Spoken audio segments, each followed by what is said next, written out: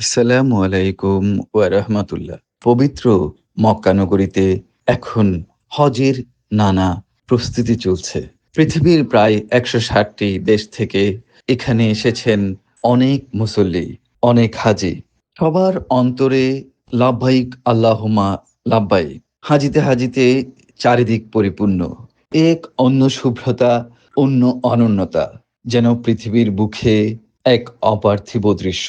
পবিত্র মসজিদুল হারামে হজ মৌসুমে জুমা মানে ইমানি আবেগ আর মানবতার মহামিলন।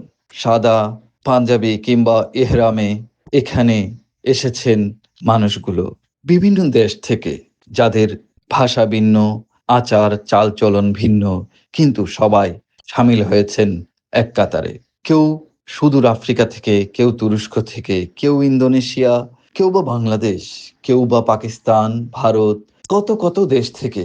কেউ কাউকে চেনেন না, কিন্তু এখানে আসার পরেই তৈরি হয়েছে এক অনন্য ভ্রাতৃত্ব। তারা সবাই আল্লাহর মেহমান।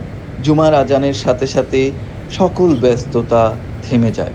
সবাই মসজিদুল হারামে অপেক্ষা করেন, ইবাদত বন্দেগি জিকির আজকার করেন, জুমার নামাজ একসাথে আদায় করার জন্য।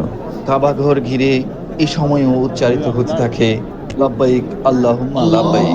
এই দৃশ্য শুধু চোখে দেখা, অনুভব হৃদয়ে ধারণ করার মতো। হে আল্লাহ, সকল হাজিদের হজ কবুল করুন এবং আমাদেরকে বারবার আপনার ঘরে আসার তৌফিক দান করুন, হজ উমরা করার তৌফিক দান করুন। আমিন।